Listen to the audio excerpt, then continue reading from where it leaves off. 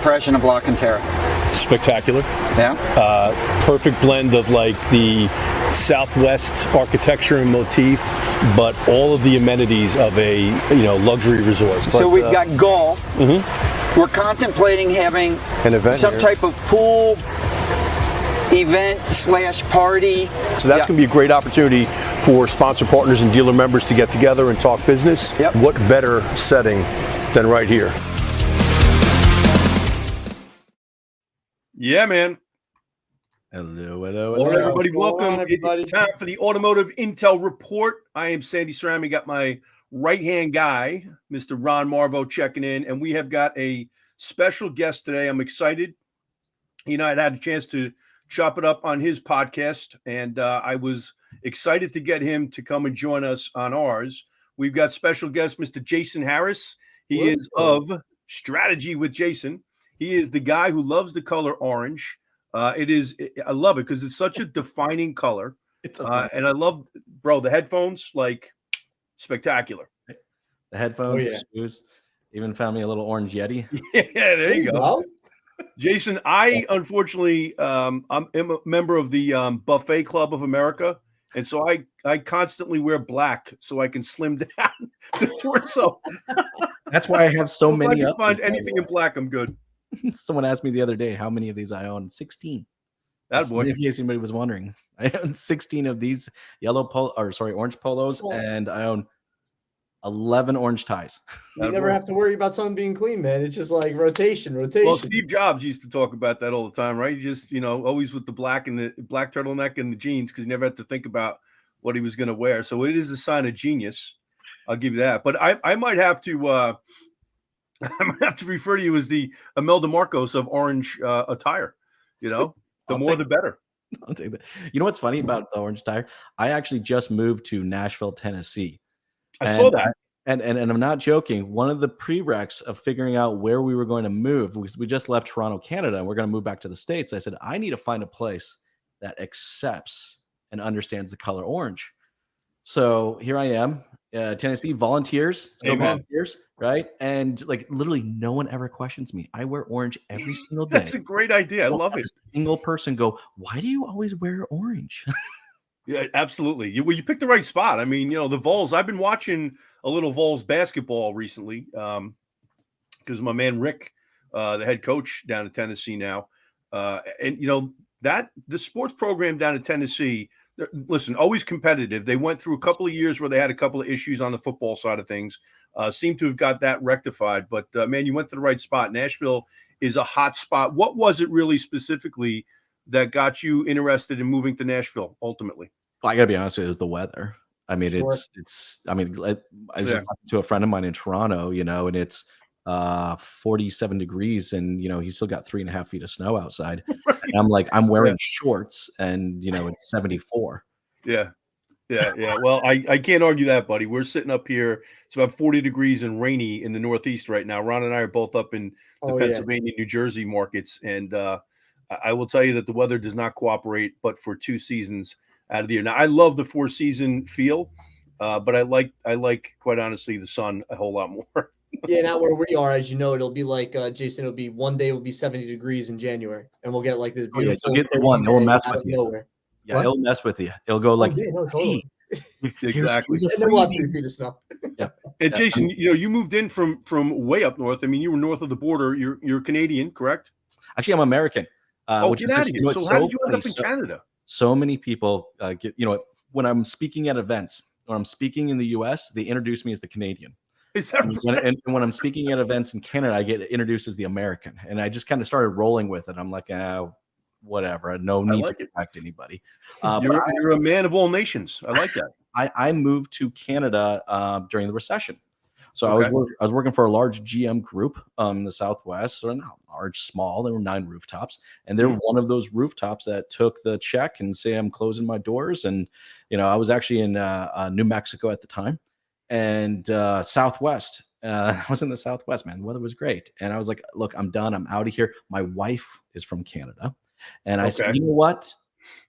You could go through my neighborhood, go green brass, green, brown, green, brown, brown, brown. You know which houses were in foreclosure. That's how bad it was in 2008. And I said, you know what? I'm done with this. Let's go. And just on a spur of a moment, let's move to Canada, and we moved to Canada, and I've been there since '08, and then just moved back this year.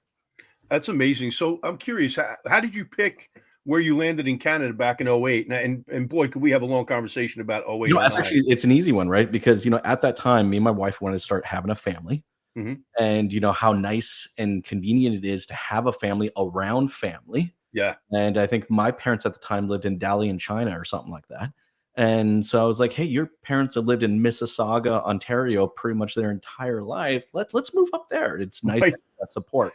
So that's what brought me to Toronto, and lived in Toronto. And it was really kind of interesting getting there in '08 from a dealership's operations and marketing perspective. I mean, I remember walking into dealerships, and they're like, "I'm sorry, BDC what?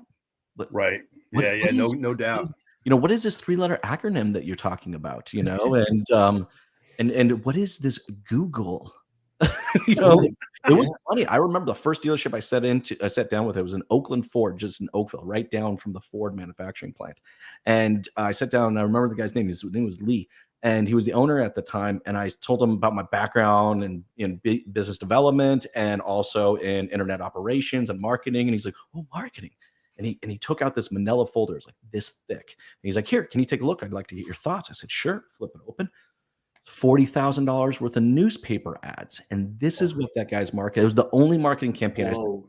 I said 2008. I said this had to be a fluke. There was no way that this was the norm. Sure Right. enough, I went around. That was the total norm in 2008 in Canada. Wow. I come in with this crystal ball, and I'm like, "Let me introduce you to this thing called digital marketing."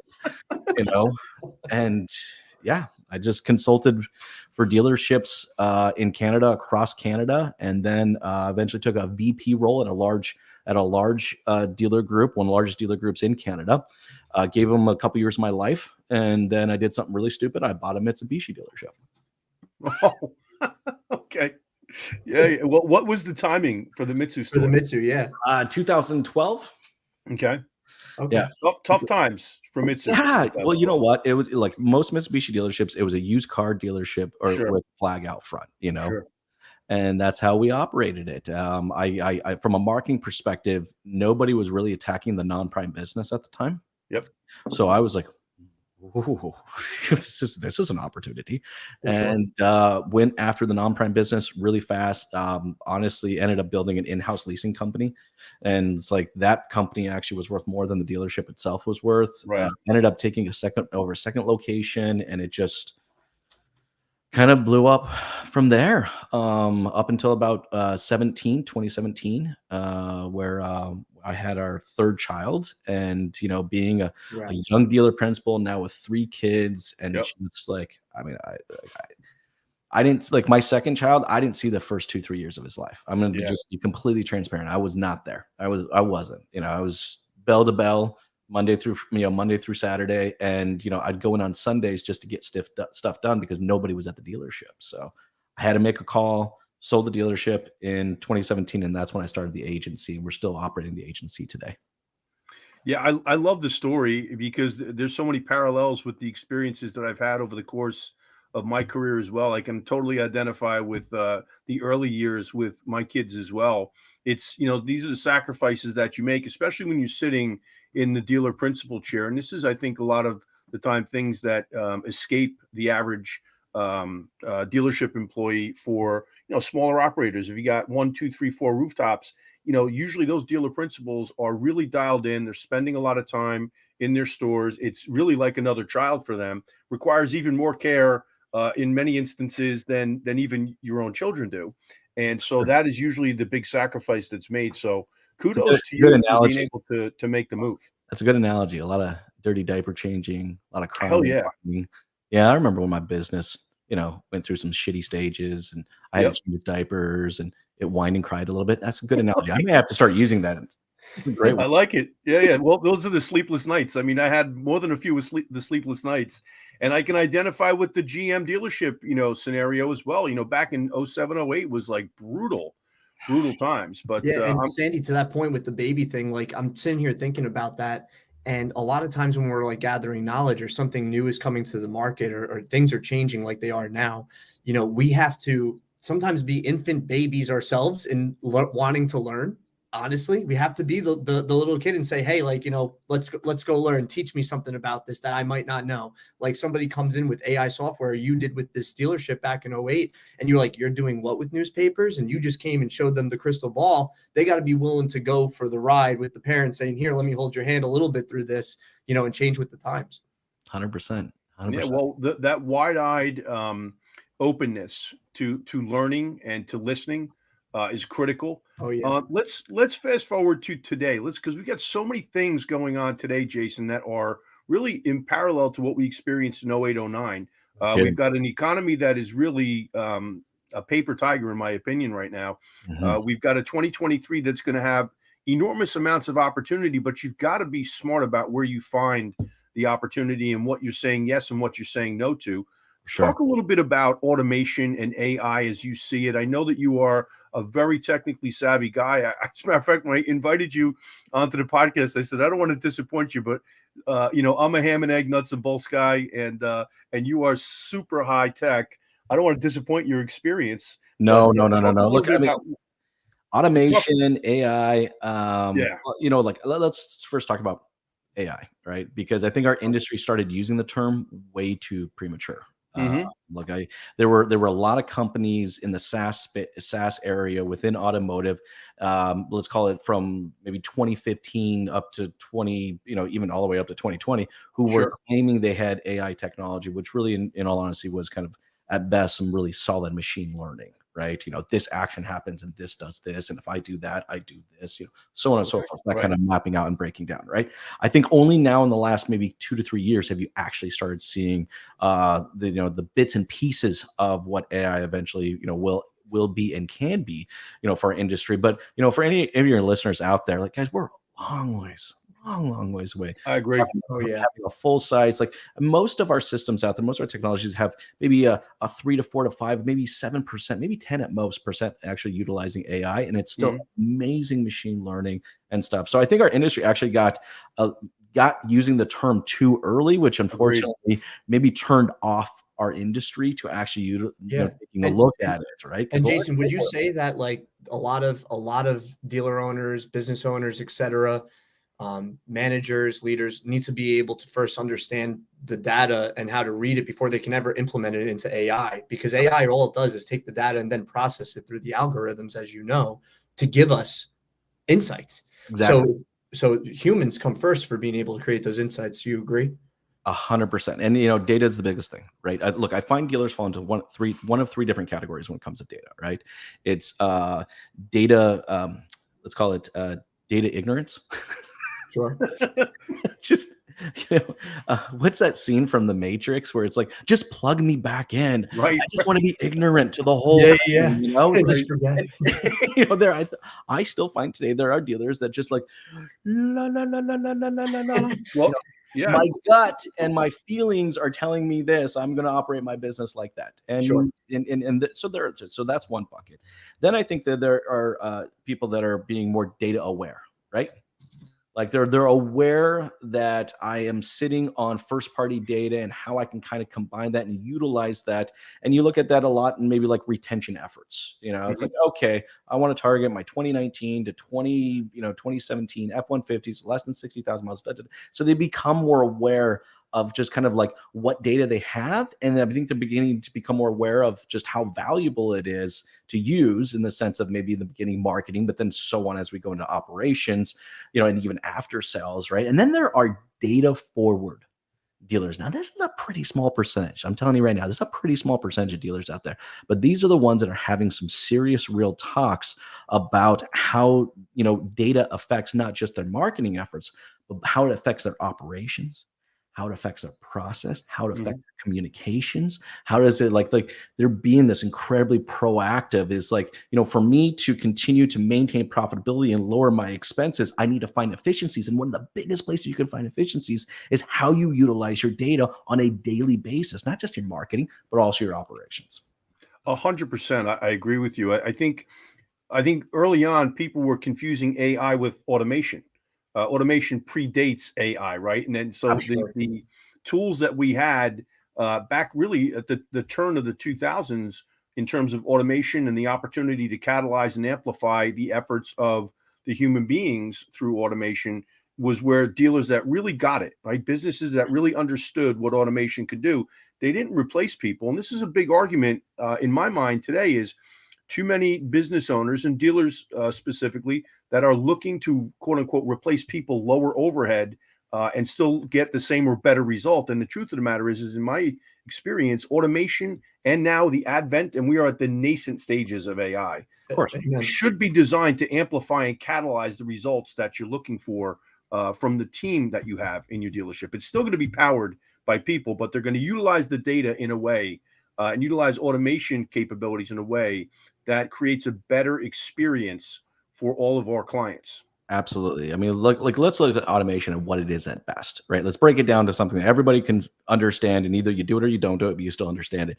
It's just a good, solid process. Yep. Yeah. Okay. Years and years ago, I had a mentor, and this was way before automation or AI existed. But I had a mentor that told me, goes, look, Jason, if you're going to run a dealership, you're going to process your way to profitability.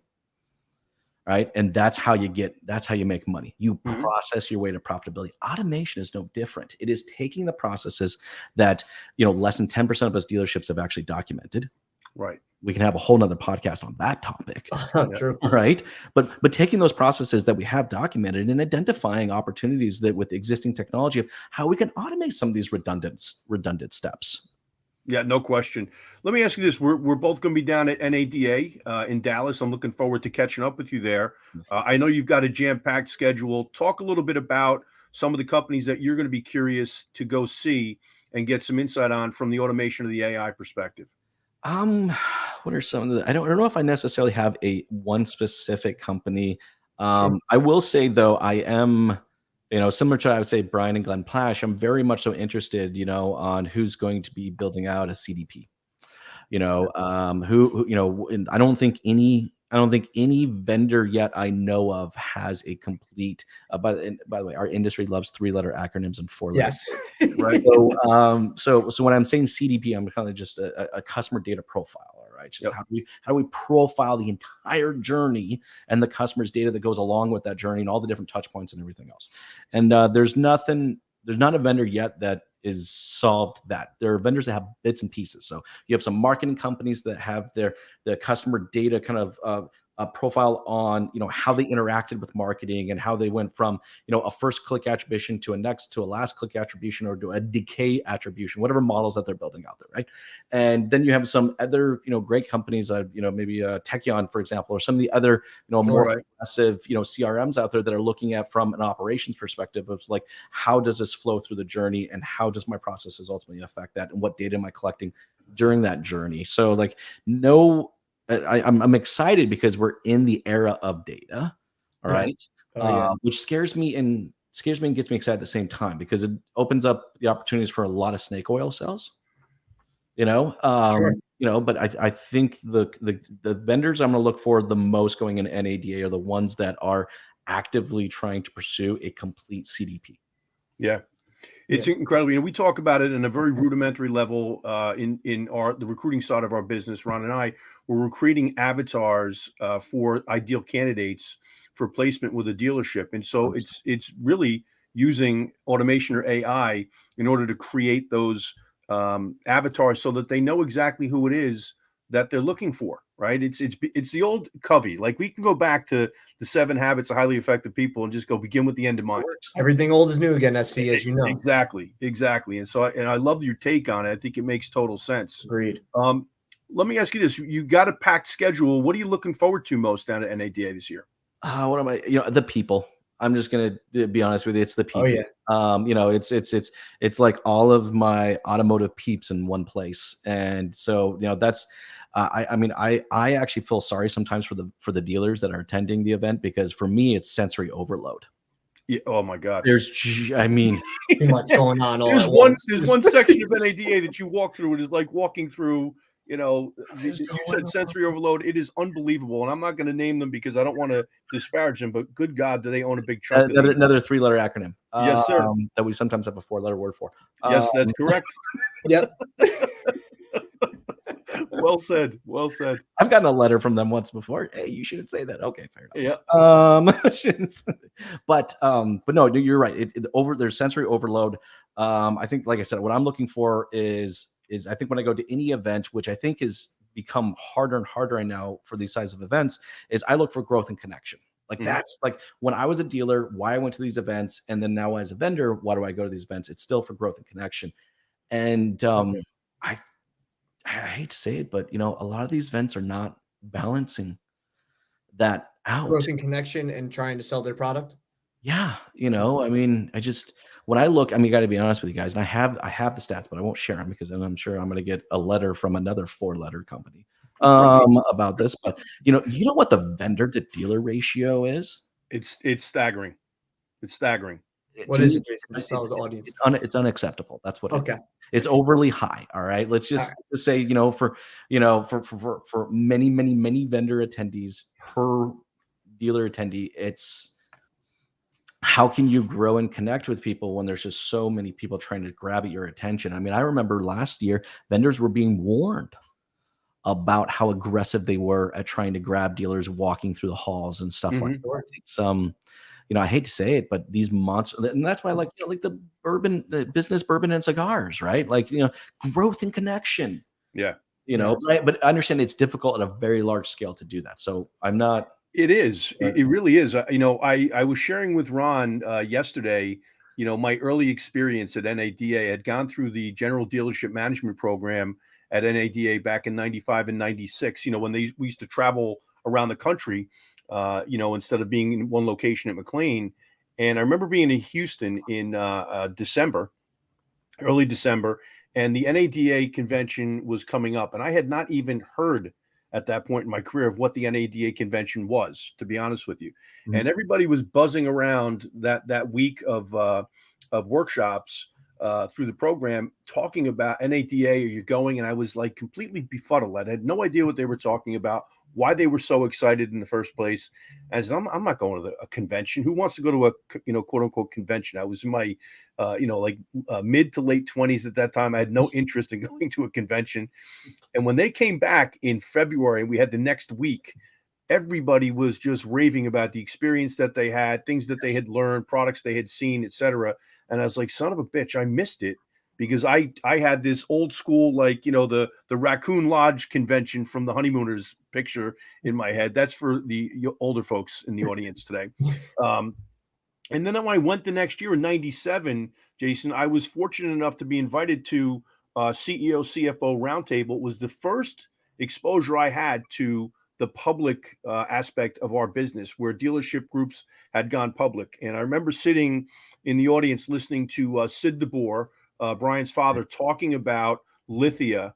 And I remember Jimmy Perkins was there from Rick Hendrick, Don Flo, and I think there was a fourth person. And I was so blown away by the scope and scale of what the business was that I went back to NADA every year for years on end after that. And I noticed the difference in the show over the course of 15-year period. Some of it has to do with where they end up hosting the event. But a lot of it had to do with what you just said before, where we had too many vendors, less of a connection. It was more of a, like a meat market opportunity than anything else. I'm hoping this year that's corrected. I'm encouraged by the dealer attendance. And I'm excited to see what this year has in store, especially with New City, being in Dallas. What are your thoughts? Well, I used to live in Fort Worth. And one of the things you knew growing up in Fort Worth is that you don't go in downtown Dallas after dark. You just don't. And, I think that NADA could have learned this after San Francisco. Why they picked Dallas, I got to be honest with you. Out of all the places in the world I would have picked, I'm just going to be, and I'll probably get some slack for this one. Is not you might. The opinions expressed by Jason are his alone. I also heard recently that that this convention center, they're going to rip down the convention center after NADA. It was actually scheduled. If you go online, you can Google it. There were articles written over a year ago that they were actually scheduled to rip the entire thing down over a year ago. So I just think that says a bit about the area. But totally gonna get crap for this one. It's all right. I appreciate your honesty, Jason. Keep going, man. I just think like, look, I go to an event, I need to balance out my education and entertainment, right? So Yes. there needs to be a balance, of that. That's what kind of drives in, but also through the balance of education and entertainment, I can grow and connect. See, that's how those two work. Yeah. Right. This is not, I think, the most conducive place to necessarily. Well, it sounds like to me too, Jason, it's like, you're going there with a bit of a plan. Would you say that most people that are going to NADA are planning on who they're going to talk to, when they're going to talk to them, and kind of just shy away from anything else that in their mind isn't as intriguing, giving them that educational or inspirational growth and connection piece? 100%. And then when you take you take a look at the vendors, and then you look at what the expense is, the Sure. hundreds of thousands, if not millions of dollars it cost us vendors to actually participate in some of these things. Yeah. I just don't necessarily look. I'll be the first one to say it. I don't necessarily think the ROI is necessarily there anymore. I'm going to get in trouble for this for sure. Well, I'm going to take you off the hook, and I'm going to tell you that to some degree I share, your perspective. I do believe that any experience like that is going to be what you make of it, right? So if you're a dealer or a dealer manager heading to NADA and you've got a plan, you have 2 or 3 priorities in terms of things that you want to go down there and get from the experience, whether it's, the learning tracks that they've provided, whether it's a specific product or service that you're looking for, and specific providers that you're going to be meeting with.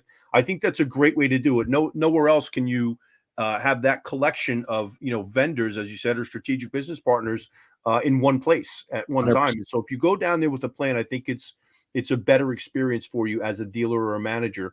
As a presenter or somebody that's displaying on the expo floor, you hit the nail on the head. It's a singular challenge in terms of getting the attention of prospective dealers. And if you don't do a great job in terms of your pre-work before you go down there, Yes. connecting with dealers or managers that you want to meet with, then it could be really like grabbing it at water and trying to hold it in your hands. It's really tough to do when that crowd is moving through the expo floor. 100%. Look, I think there are some amazing vendors out there that are going to have 10 by 10 booths. Yeah. There are going to be some amazing vendors that are going to bring your business some serious ROI, but they're going to have a 10 by 10 booth. They're not going to have a 90 by 60. Yeah. Understood. Yeah. So it's just something, but I agree with you. You need to have a plan. Well, it's no different almost from like the dealership space in a way. Like, we can get into EVs a little bit. I don't know if we will during our call or in a future segment, but dealerships, the mausoleums of dealerships are going away too, right? Like they say, because now all of a sudden we have less inventory, we have EVs, we're charging cars, and there's no reason to have 15 cars on a showroom floor and this grandeur cafe, etc. So, to your point, Jason, having a 10 by 10 booth and being able to hit the spots you need to, during your time there and talk to the people you need to is what's going to, leverage your opportunity at any time. 100%. Hey, Sandy, talk about, man, I love this because I'm going to get in trouble. By the way, I love being a little bit of a troublemaker. How disruptive would it be if NADA only allowed every vendor, regardless of spend, get a 10 by 10 booth? Wow, buddy, that's an awesome question to ask. I suspect you'd have a lot of pushback at the top levels of NADA because of the fact that they've been able to extract significant, well, of course, 7 and in some cases 8-figure dealers, 100%. Yeah, for the dealers, right? Yeah. If I'm looking at a company that does widget this and widget that, and this one has a 10 by 10, but this one's got a 60 by 90, like. Just because they have a 60 by 90 doesn't necessarily mean they're a better product. Correct. Great. Yeah. They just bought more space. They just bought more space. They had a bigger budget. You know what I mean? I just think if we were really doing this more for, like, if we put the customer first, we can translate this to dealer operations the exact same way. I was on a Clubhouse conversation this morning where somebody was actually boasting how they did a 10-pounder on a brand new Accord. And I wanted to turn the damn thing off. Of course. You know what I mean? But so, like, this is what I'm saying. Like, if we were to do this more for the customer and less for ourselves or our profitability, let's do it. Let's Yeah. disrupt the crap Well, out of it's no different. Sandy and I, and Sandy will tell you for the first to tell you, and me being just somebody that's been a fly in the wall with Business Bourbon Cigars, it's about the experience. It's about the connection with everybody there. And then more importantly, it's about how we serve our people better, employees and clients. So like when we're coming into it with that kind of mindset, whether it's NADA, Business Bourbon Cigars, whatever you're doing, that's where we're going to get an actual profound difference when we go back to our businesses and back to our dealerships. It's gonna make a difference in our people and the people we serve. 100%. Like maybe this is the dealer principal brain kicking in, right? But I looked at my vendors as vendor partners. Bingo. I got to be honest with you. When I was at NAD, sometimes I'd show up to these big things and I'm like, wow, how much am I paying this vendor again? Holy good God. Is that the Jumbotron from the Wrigley Field? Holy crap. I just you make a great point, because I've heard the comment before about that little company we were talking about before, dominating the space. And it's not just the size and scope, but it's also the placement. They're not stupid. They get placed right at the main entrance. And they pay for it. And I think there's a happy medium, to be honest with you, because I agree. We have to do it for the customer. We got to stop doing it for ourselves. That's the bottom I agree. line. We've been I agree. preaching that It's for the dealers, by the dealers and for the dealers ultimately, right? And so, the pressure to drive profitability at NADA is real. I get it. They're just like any other businesses out there. They've got to drive profitability. But I think there should be limits, and I think just smart limits in terms of size and scope of your display, right? I think that you create almost like levels of size and scope with respect to display, so that you can kind of even out the playing field just a little bit, and also improve the experience for the dealer, because it becomes overwhelming 100%. And impossible for a dealer or a manager to get through that expo floor without feeling like they've been accosted by a carnival barker. Well, look, over a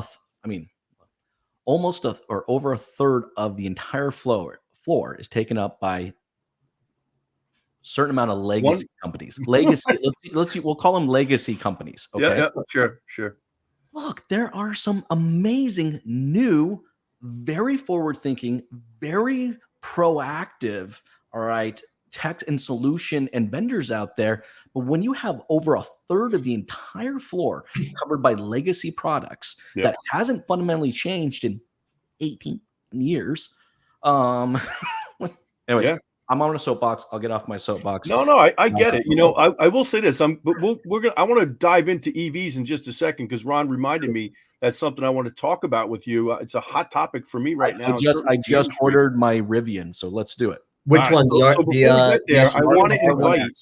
Before we get to that, I want to invite everybody to booth 3889, which is where I'm going to be hanging my hat with Dave Boyle, CEO Dave Boyle, COO Dan Beres, and crew with Traction.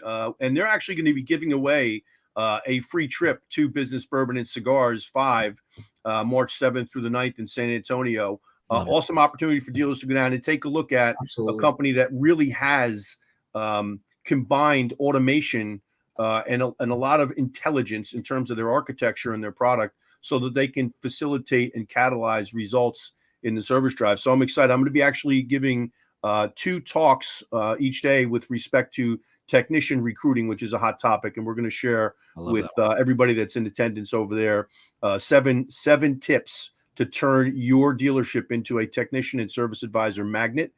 So I'm excited about that. Amen. But we got to do a podcast. I love that topic. It's one of my favorite topics. I haven't talked about it in a long time.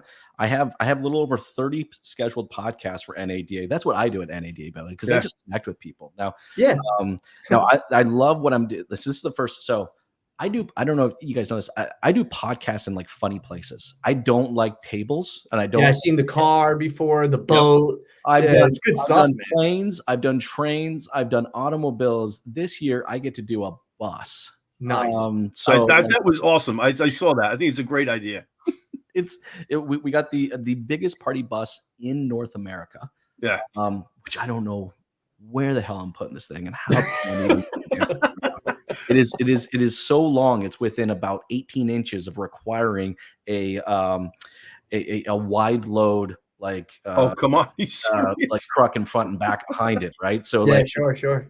Well, it's a double-decker bus. It's got 3 bars, 17 TVs, and 2 washrooms. And so like I'm just like, look, I've done podcasts here, there, and everywhere. Why not go big in Texas? something Because different. Texas is big, Yeah. and just do a podcast on the biggest bloody bus I could possibly. I love it.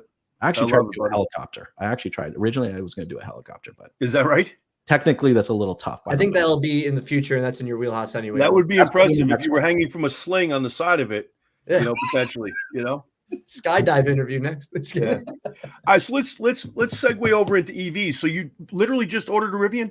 Yeah. I put it in Impressive. a month ago. Okay. An R1S. I think they're all adventure packages now, so they all come with the adventure package. I went light. I didn't go with the big 22s because I actually want to use this thing. Like I actually For want sure. Yeah. It just. there's a lot of things I'm impressed from a branding perspective as far as Rivian goes. So I'll give you something I'm super impressed with so far as my experience with Rivian. And dealers, if you're out there, listen to this. Right, they have openly told me I may or may not get this vehicle a year from now. It could be 18 months from now. I don't know exactly when I will get this vehicle, but they connect with me on a daily basis. I get a daily email from Rivian. It's called Rivian Stories. All right. And there's stories about the brand and the people that own the product. And so here I am over a year out, maybe a year and a half out before I ever get my product. And I already feel so connected to the brand that I told my wife for my birthday, which is coming up in February, I just ordered me a hat. I want a hat. Yeah. I don't even know wear something. I love what you're talking about right now because it accomplishes so many different things. First of all, you know, that facilitating that communication on a regular basis starts to establish a relationship with your client and your prospect, right? Yes. Incredibly powerful. Using stories to communicate message, I think is, you know, we've been doing this since caveman times, right? They were painting pictures on the wall to tell the stories. I mean, so it makes sense to use stories. It continues to keep your appetite whetted so that you can be patient, but also, you know, that anticipation continues to grow, waiting for your vehicle to land. There's such brilliance in that. By the way, a great use of automation, okay, putting you on just a drip 100%. campaign. Even though you've already put your order in, they're putting you on a drip campaign so they can keep you interested. And what are you doing each and every time you hear a story? You're talking about it and telling other folks. 100%. It's genius. All right. And you know, they have an entire department. It's not an overly large department, but they have I think it's 6 or 8 people that are actually just dedicated to documenting and putting out. And the cool thing is now the Rivian stories are actually powered by their own users. So Rivian actually created their own kind of mini social network. Sure. And so a lot of these stories are not even something they're having to generate. They're actually getting their users to actually generate some of these stories. So it's absolutely ingenious. Yep, I agree. Your point, Sandy, it's not rocket science. This isn't. No. I mean, you can bring it down to going the on for a granular long level time. of the individual salesperson, the business within the business of the dealership, and being able to brand themselves, tell stories on social media, educate, entertain, inspire through their email list and as well as their social media profiles. It's no different. Yeah, it's just on a grander scale. Look, for the last few years, you've been hearing dealerships complain about the retention levels. Oh, brand retention. I'm like, look, the fact that you don't have a retention problem. You had a retention problem. Right. It's just now showing its ugly face. Correct. Right. You know what I mean? Like you didn't wake up one month and go, oh my God, I lost customers. That's exactly right. No, you're 100% right. It's a trailing indicator, right, of what's happened previously. Ultimately, I tell you, really interesting because I think about this on a very macro perspective a lot because I am one of the guys that is out there saying, you know, that I truly believe that the EV craze has gone, you know, out over the ski tips to a degree. I'm an EV fan, by the way. I've driven a Tesla. I think it's a spectacular piece of machinery.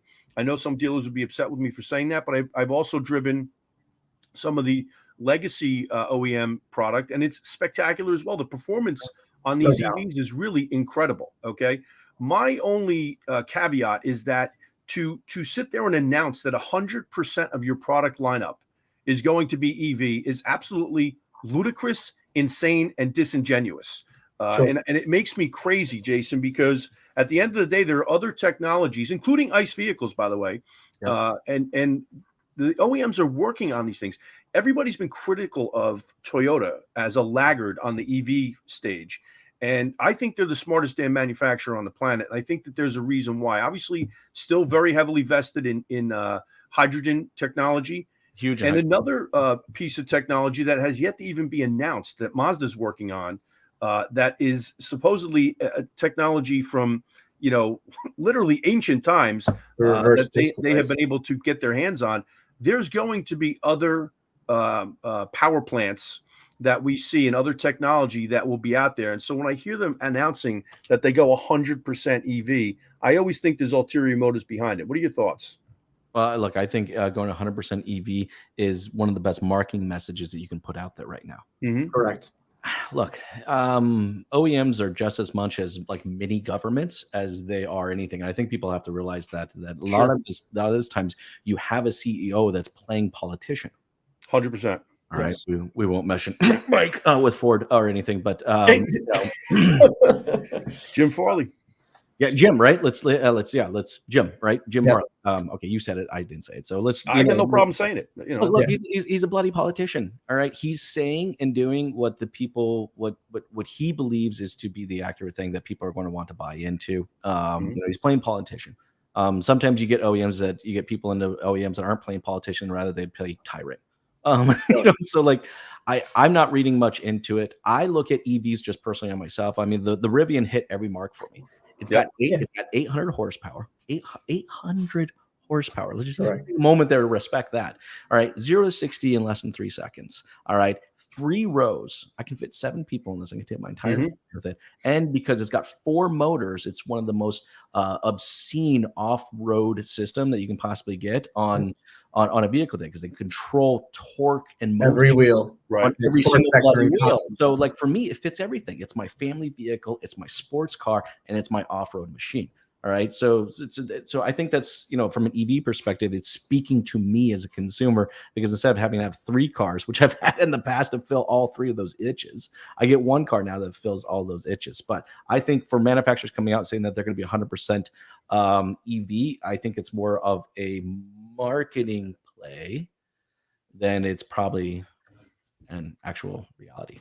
I would totally agree with you. And I think it's working, especially on the younger, less, how shall I say, aware consumer out there, who unfortunately believes everything that comes out of the cell phone screen that they stare into for the bulk of their day. And the truth of the matter is that, they've been brainwashed to think that this is clean technology, et cetera. I want to just call it for what it is. I respect the EV move, the shift, but I have a fundamental lack of respect for the disingenuous nature in which they portray the EV as the answer to our environmental problems and our fuel economy issues, because it ain't true. Oh. And all I'm looking for is for them to speak the truth, when they're advertising or marketing these products, and ultimately talk about, exactly what it is they're trying to accomplish right now. If you take a look, if you're a Buick or a Cadillac dealer right now, and you hear that you're going full EV, I don't know. There's 2 schools of thought. Somebody might say, well, look, they're looking to reduce the average age of their owner. And by the way, the current Cadillac product that I've seen rolling around the streets is gorgeous. Correct. Like, I love the look. It really has just great lines. Okay. But I don't think the problem was that they were an ICE powered vehicle. I think the problem was that they needed vehicles that appealed more and branding that appealed more to a younger generation. So to your point, utilizing the EV as the platform with respect to their branding is probably a smart move. I don't know long-term that you're going to be able to sustain 100% EV platform, especially when we have states and countries that are outlawing and banning the vehicle altogether as a response. I see to that point. I think there is you have the take a look at VIN, right? A battery subscription model. I have to admit, from an OEM, all right, this is one hell of an interesting model. Yeah. All right. This piques my interest in a whole nother level, right? So it's like, as an OEM, I might be saying that, hey guys, we're going to go 100% EV, but we're going to have a battery subscription model. Right. It makes sense. All right. You want to talk about profitability that we've never seen at an OEM level. Oh, sure. Bring a battery subscription model to play. They want to play with the subscription piece of the pie that they see every other essentially marketing and social media network playing with out there. I mean, BMW already did it with the heated seats, and started to do it, and they've seen the confrontation there. But the other thing too, to your point before, Sandy, is researchers predict peak net electricity demand could increase from 25 to 50% with full electrification. And right now we're looking at 16.5 million EVs on the world's roads. And then by 2050, they predict if everybody was full electric, or most of the ones that have said they're going to go, 300 million. The demand on the grid, it's just that alone, not even on the back end of how the batteries produce, as you know, Sandy. So we talked about this last week. Well, I'm going to tell you right now, in 2050, 100% EVs on the road ain't going to happen. You can go back to the videotape in 30 years, and I'm going to tell you that ain't happening. Now, that said, there's a crossover opportunity where you have different industries that can actually help each other. You see solar power right now, which is a huge industry. Ron and I do a little bit of work with a great company out there called Suntuity, based out of New Jersey, run by a guy by the name of Dan Javon. Innovative. Oh, yeah. These folks they're really leading the residential solar push in a number of different states. I don't know what the count is. We're up over 20 states right now, if I'm not mistaken. So. They've got great leadership, and there's an opportunity for the OEMs on the automotive side to start to talk and dialogue with these companies that are out there leading the residential and commercial solar push, because that's going to be the only thing that we can do in terms of augmenting what we've got right now in terms of electricity production, because you got too many people out there, throwing their hands up in the air with respect to coal-fired power plants. Sure. But we're going to have some type of a response to address this increased demand, because we don't have it right now. We do not have the infrastructure or capability of producing that type of electricity to support 100% EVs by 2050. So I'm going to say it again, that ain't happening. And 40% of the cars on the road at that point, when penetration for EV hits that,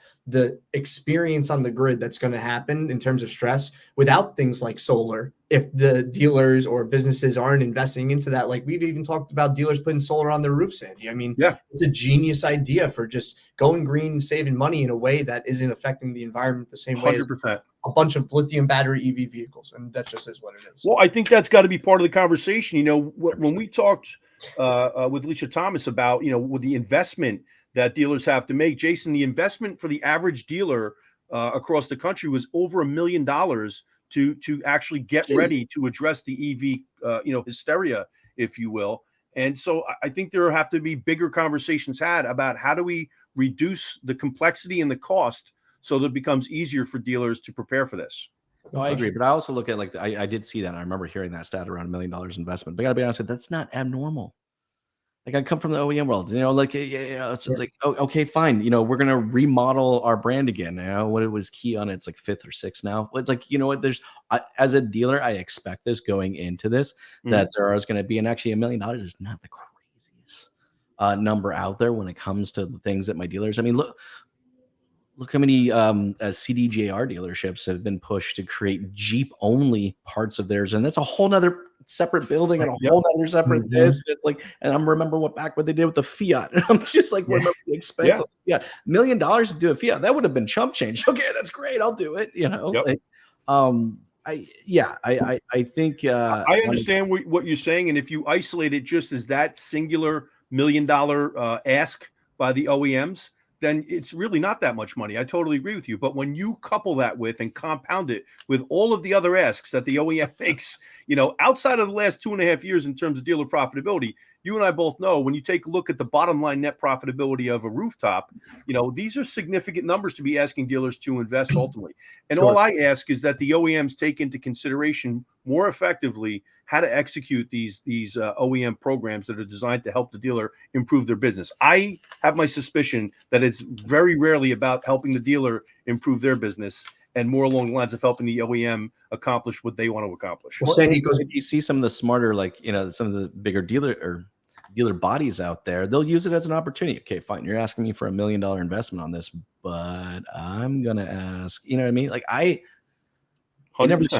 it wasn't a fearful, it never scared me if the OEM was going to come in and do this, because it opened up an opportunity to have another conversation around, you want me to do this, but this is what I need from you scenario.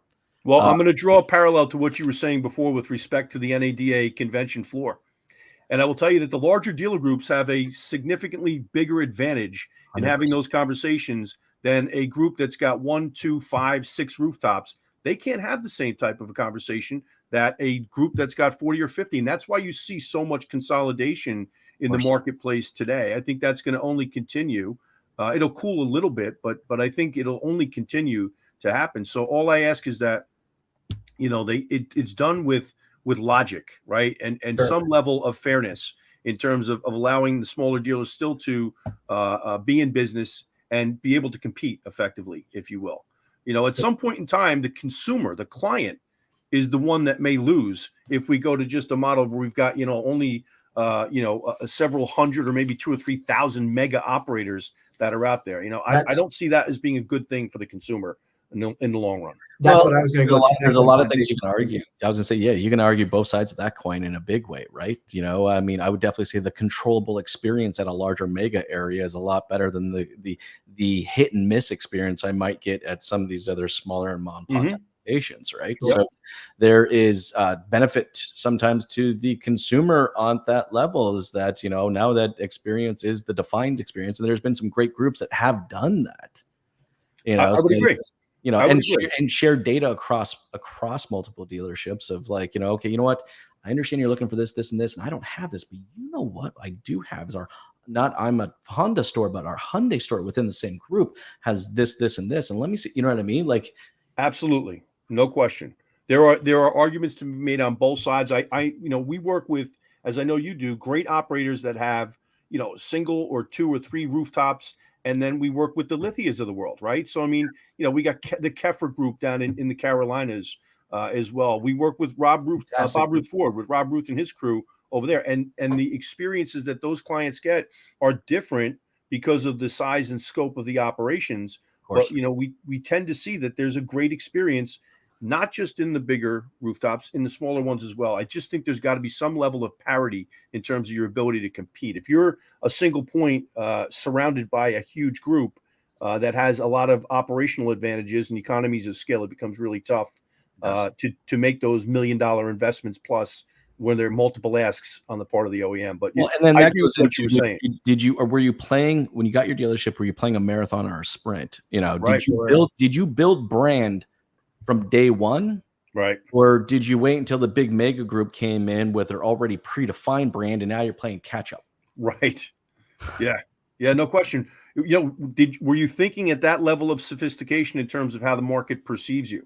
Yes. That I'll tell you, that leads me to another point. I think that when we talk about 2023 and the real opportunity for dealerships that are paying attention and committed to it, you've got an opportunity to really swallow up significant market share if you're going to be aggressive and look to dominate. Let's talk a little bit about social media, digital marketing, branding and the ad budgets in 2023. What are your thoughts in terms of what you're seeing and what you're predicting for 2023 in ways to capture that additional market share? All right. Capturing additional market share is doing it simply more for the consumer than doing it for yourself. Here's the thing. We have a tendency of marketing and social media and creating a brand and spending ad dollars for us. Sure. Not for the customer. Like, we market for us, for ourselves. Yeah. We market for ourselves. We're like, we really do, right? Let's put ego as a mix into this, right? Like we market our own egos. All right. So they're spending all these ad dollars in social media and branding efforts for us, not for our consumer. Yeah. All right. If we actually looked at these large ad budgets, and I think they're going to considerably get larger over the year because things are going to get tighter and more competitive, is like, am I marketing for myself? Am I marketing for my consumer? Right. Right. And because I also think that changes the message. It also changes the way we execute on the message. It also changes the way I'm spending those dollars. Sure. Yeah. Let me ask you, Jason, can you give me an example just in terms of what marketing for ourselves versus marketing for our clients looks like? Draw a comparison or a contrast between the two. Well, I'll get down to the basics and just the content. Okay. So let's get just down into the content. Right. Perfect. All right. Dealerships inherently want to market the lowest price possible with the lowest payment possible. So it's a $250 biweekly truck. Okay. Look, all three of us are in the automotive space. We all have friends that are not in the automotive space. Sure. We go to dinner parties. Have you yet heard a single person at a dealer party say, I just bought a $250 biweekly truck? Right. They don't say it. Yep. It's not how they associate their purchase, but that's the way we've chosen to market. Okay, so let's just I'm just trying to break it down to the most. This is a lot more complicated, but I'm breaking it down to the most simple. No, it makes sense. The point, and the message and the content itself, right? I didn't seek to buy a $250 biweekly truck. I seek to buy a truck. So therefore, figure out why I need it, right? Like I'll tell you, look, the difference between marketing for ourselves versus marketing for our customer is that I take the time to try to know my customer. Yes. Right? I'll tell you right now, the key to success in any marketing and process operations, all right, is the goal is to make the customer known. Yep. All right. We're all consumers, all three of us right here. We're consumers, right? Yep. I'll tell you, the most warmest, fuzziest feeling we can get as a consumer is being known. All right. That's where Google's mantra comes in. Know me better, serve me faster, wow me every time. Absolutely. I want to feel known. I want to feel connected. I don't look, I'll give, for example, this is a tiny little one, but if I actually put the goal of my dealership operations and marketing is that I want the customer to feel known, right? Think how that changes things. And I'll just use one little tiny thing. Like, let's take a look at the, because I just did this. I just booked a service appointment for my Nissan Frontier, right? So I go to my Nissan dealership that I've done this before with, and I go in there and I got to put my name, my first name, my last name, my email address, my VIN number, my mileage, my type of vehicle, my make of vehicle, my model of vehicle. And I'm like, for the love of God, I bought a $50,000 vehicle from you. How do you not know who I am? Yep.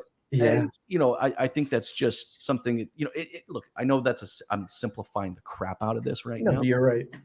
But it's like, how do you not know me? How do I go back to this website and not know me? How do I go to the dealership? And it's like I need to literally give them every single time I go in for a service. Yep. Same information, right? Now, look, some people have figured this out, but it's the same thing in the marketing, right? Like, why would you bucket all my marketing into the fact that I want to buy a $250 biweekly car? Why would I not want to buy the car because I want to go more fishing and camping, or I want to buy the car because I need the trailer I bought? Like, anyways, I'll get off my soapbox. No, Jason, you're on the money. Go ahead, Rob. Sandy. All I was going to say was drive time. Like, it just made me think of drive time. I see their commercials all the time, and I'm like, all they keep expressing is your real down payment and your real monthly payment and your real down payment and your monthly payment. Why? Because people go to dealerships historically, and they don't feel the transparency, right? Or they have an illusion of predetermined, other people that went in their families to dealerships to buy cars and their experience, So now what are they targeting? Again, to your point, the client. Yes. And look, and we can do this and every little thing that we do, right? It's the way we answer the phone, to the way we communicate to people, to the way we market to people, to the way that we check in their vehicle for service. Yep. I made my goal to make I want my customers to walk away with one thing. And what's that one thing? I want them to feel like I know them. Correct. That is my objective. All right. And I use that as my objective to give direction to everything I do at a dealership. Whoo, hot dog. I'm making some serious money. Well, I think this ties right back to what we originally were talking about in terms of how we make our clients or prospects feel is the most important element of creating a relationship with somebody, right? So, I have to give a plug to my friend Katie Maris because she wrote a book. It's sitting right next to me. I'm halfway through it. Custom Her Experience, and she talks specifically about creating the kind of brand experience for women consumers in the marketplace, and how we make them feel, how we address them as a human being, as almost a one-to-one relationship, if you will, has everything to do with the level of success we have in terms of not just gaining, but retaining our clients long-term. Yes. And so, when we start to talk about things like price payments, size of inventory, those are things that are less important to a prospect as opposed to what's it going to be like when I go in? Will the experience that I see here on the screen match what I experience when I get to the dealership itself? And we start to almost negotiate and make up for a lack of soft skills on our showroom floors by negotiating with payments and down payments and things that we think are going to trigger the right response. And it has the exact opposite effect in many instances. Would you agree? 100%. Absolutely. Yeah. And it goes back to Sandy, of course, what we always talk about, and Jason, you'll agree. It's can you feel somebody's genuine and authentic when you're speaking with them, and then being able to build that relationship, being, liked and then trusted because they're confident that you're a subject matter expert. So, even if they don't buy from you now, when they're at high noon and they're ready to buy, they're going to go to you because they like you and they trust you and they feel comfortable talking to you. Yeah, and they're interested in one thing, right, guys? They're interested in solve my problem, make me excited about the experience, right? Most of them walk in with the giant fear of making a mistake or a bad decision. Amen. And our goal should always be to help them gather and then share with them as much information as we possibly can to help them make the best decision possible. That's what they're looking for at the end of the day. Nobody wants to be embarrassed by making a bad decision or feeling foolish at the end of the day. So if that makes sense, fellas, we're coming up on 60 minutes. Jason, you are a gem, buddy. I'm Really so glad man. we finally connected, a few months ago, because we've been kind of following each other on social media. And I've always appreciated your content and your perspective and your IQ as well as your EQ.